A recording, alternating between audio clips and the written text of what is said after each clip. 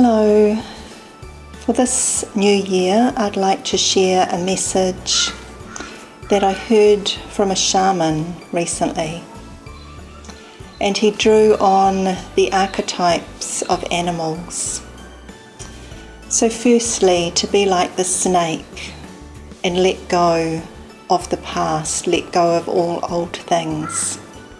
Secondly, to be like the jaguar, to be able to see clearly through the darkness with truth. Thirdly, to be like the hummingbird, even though we're very busy in our lives, to be able to find stillness. And fourthly, to be like the eagle, to fly high and spread your wings wide.